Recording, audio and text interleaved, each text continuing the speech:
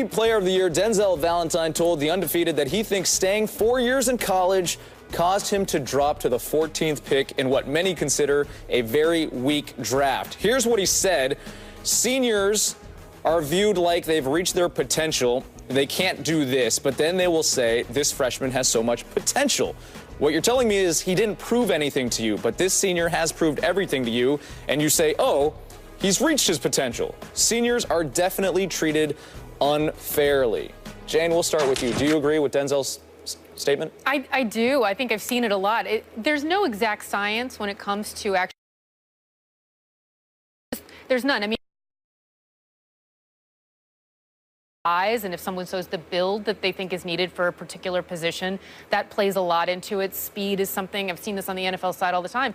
And the first year that I covered the Jets, thank you very much, they drafted We forgot our bingo board today, but I think we filled it today already. But they drafted Vernon Gholston in the first round, and Gerard Mayo was another player who was in that draft. So, and I think went below Vernon Gholston, and Vernon Gholston was a bust. He never had a sack in all of the years that he played in the NFL. And you know, this to me is classic example of kind of overthinking things. And I think he's right. If you have too much information on one player and not enough on the other, you're going to fill in the blanks with positive attributes and potential. And I think that does weigh in the minds of people who are of scouts and of general managers when they're coming in and they're making these decisions. And it does go against players who've decided to spend their entire putting visible stuff on the table, the good stuff and the bad stuff, during their years in college. Spain, seniors treated unfairly? Yeah, absolutely. And you guys have watched a lot of sports talk, so I know how this works. You're supposed to compare things to people that you're dating, right? That's how it always goes. So this is what I'm going to say about Denzel Valentine. This is like when you meet someone and you're like 3 dates in and you have a very limited set of knowledge about them. So everything you don't know gets filled in with the greatest possible attributes you could give to them, right? So you've got these rookies that are coming out and you're telling yourself, I don't know much about his family. I bet he has a great home life. I don't know much about, his financial situation, but he's got a great job and he's stacked with money. Don't know much about how he treats a lady, but I think I'm just going to find out with each passing day that the chivalry is not dead. And then you get a guy that you've started dating for a bit longer, and all of those holes start to get filled in. And it turns out he keeps a toenail collection of, clippings by his bedside. Wow. And he only showers once a week, and he's cheated on every girlfriend he's ever dated, right? And that information that you have now tells you what you need to know. But you're saying that's a bad thing, right? What I'm saying, what's wrong with that? What I'm saying in the dating situation is that when it plays out, you get all the information you need. But people are so willing in the early stages, despite knowing that eventually when you flesh out all the information you didn't have, it usually doesn't end up being everything you hoped for. People still go into every dating situation and fill in all those blanks with the best they can think of. That's what every NBA team does with a freshman. They say, we don't know enough, so we're going to assume that all the things we don't know are going to play out to the advantage that we want.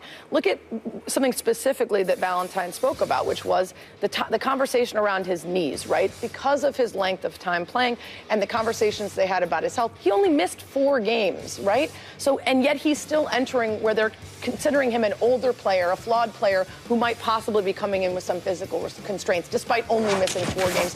And then you've got guys that mainly people drafted by the Sixers that are younger, don't even end up getting to play a single NBA game before sitting out years of time because of physical issues that they didn't know existed. Whereas you've got a guy who's proven over 4 years of a very high-level competition that he can stay healthy and only miss 4 games.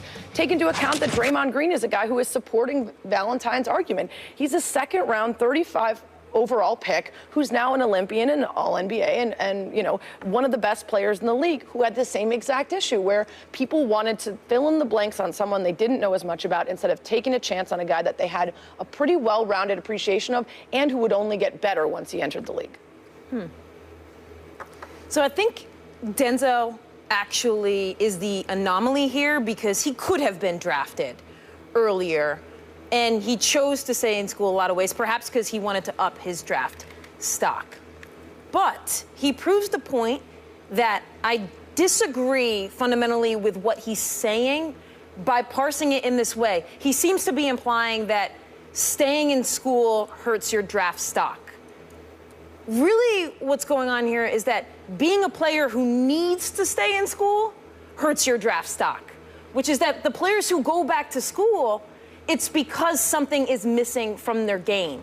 It's because something that they already do has not been cultivated enough. And now when you stay in school all 4 years, of course we have examples like Draymond Green, who's drafted in the second round and then comes out and he far exceeds expectations. And it may be the same for Denzel Valentine. It may be the same, but at the same time, the very fact that these guys have to go back to school and stay in systems as opposed to playing professionally and learning the NBA system or even going overseas and playing pro ball over there, the fact that they're in a coaching demanded system where it's less about developing NBA guys and it's more about playing in a system that a college coach has developed in order to win means that you're not developing at the same pace as you would if you went after your freshman year or your sophomore year. And it actually means that if you're going back to school, it's because there's a reason you had to go back to school. And you guys touched on it, the fundamental human need for, I've given you mystery door,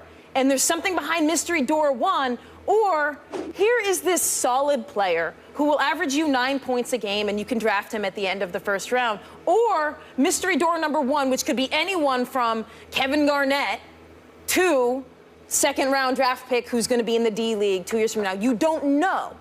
I will say this much, though, about Valentine and the fact that he went pretty high to the Bulls and that they did decide to go for a guy who's old by NBA draft standards. Look at a lot of the other trends that started to show up this year and in a couple years previous to this. Teams going out and getting foreign-born players who have been playing in pro systems abroad and who are older and more developed and saying, you know what, we would rather take that. This year's draft, first round, had more international-born players than any draft in the history of the league because they're looking at those freshmen, those one and done that you may view them and say they don't need to stay in school, they're ready. But you know what? The teams are looking at them and saying, absolutely not. We don't think they're ready. And I would argue that the one and done system in a lot of ways is forcing guys into the position of saying, I need to declare now because otherwise it will look like I'm not ready. I want to make my money now. I want to get into the league now. I want to do what you said, which is I want to be developed on a professional level. And a lot of them are not ready. And we are seeing a lot of teams pay tremendous amounts of money and investment. Money not so much because the rookie salaries are capped, but investment, the choices that they make to build a team around somebody who they know very little about. And again, with the Sixers, sometimes won't even end up playing or won't end up panning out or they'll be traded away before they do anything for the team. So while I understand your point, there is some pushback in that a lot of those players that are deciding that they are ready and are entering the league either are not ready, and that is being clearly proven on the court, or something that we've talked about on our Trifecta radio show, they go undrafted. And then now they're stuck in this limbo where they thought that they were ready. They thought the teams would want them. Teams go out and get a bunch of international players instead to fill up the spaces. And now they're left. They can't go back to school because of NCAA rules. And they have to either go D-League or play international or try to find a way to make that gap up when they've gone out too early. Well, and that's what I was going to say, is that you have a player like Valentine who decides to stay in school another year for whatever reason, because in part, if he comes in and says, I want an agent and I want to go in for the draft, that's it. That's a high risk choice in some ways if you don't think you're going to be one of the top players. Do you really want to make that leap if you don't know that it's going to pay off for you? And I think it puts once you're in the second round and then the guaranteed money loss and the difference in the drop off between being one of the top guys and going later in the draft is gigantic. I think we're talking about guys who are 1 year and done and have potential and do get drafted. Of course that nobody's talking about the guys who then go in for the draft and then don't get drafted and then have to be exiled and fight their way back in. We're talking simply here about the NBA propensity for wanting to draft a guy whose skills are still malleable, perhaps, as opposed to looking at college seniors and you're saying to yourself, they already have solidified what their skill base is. Which I think is ridiculous, and that's the point. And I think that's why he's right, because you're looking at a player who's only been in a system that's a college-based system, and you're looking at them as if they're past their prime or they're already too old to be molded, when instead you're probably getting someone who's got an incredibly well-established skill set, who knows how to play under a coach, who knows how to work with. You're not getting a guy who's still essentially a child. Those are few. This is why I was saying Denzel proves the point, because they're the anomalies where guys did go back and they're still solid NBA players. We don't know yet about Draymond Green, and then they give you more because of it. But that's the anomaly. More often, the very fact that you have to go back to school is because you're not ready. So it's not like the NBA talent scouts are looking at the NBA draft differently and going back and saying, well, we just love guys who are one and done, and we're going to look at guys who are 4 years. I think that's the point. It's because it's a confirmation. But the self-evaluation of being Denzel Valentine and saying to yourself, I would prefer to improve my skill set and I'm going to go back to school and get better, versus a guy who says, I want to go right now and make the money, even if I'm not ready, even if there are holes. And you might consider it a flaw or a proof that they are a lesser player that they went back, when in the end it might be beneficial to them, and it might be beneficial to the team that gets a player they know more about, instead of investing their team's future with a 1, 2, 3, 4, 5, 6 pick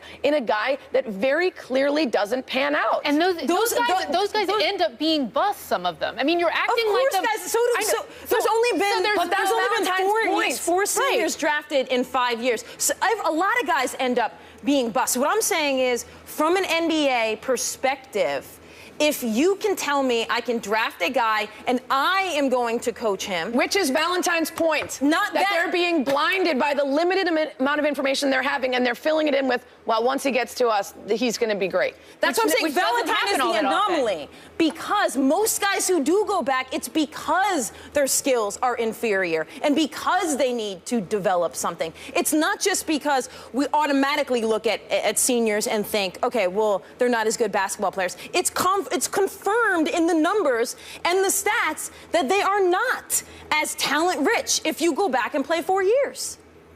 Well, we'll leave it at that. How about that? We'll debate this. We brought some contentiousness. Which is great. I hate both of you. Storming off the set. Throw pens at each other. All right, coming up, England dropped out of the Euro Cup, much like they're about to drop out of the European Union. Their soccer teams lost to Iceland, shook up the footy world. That said, why are they still way better than us? Why aren't we better? That's coming up. Would you call that a sex sit?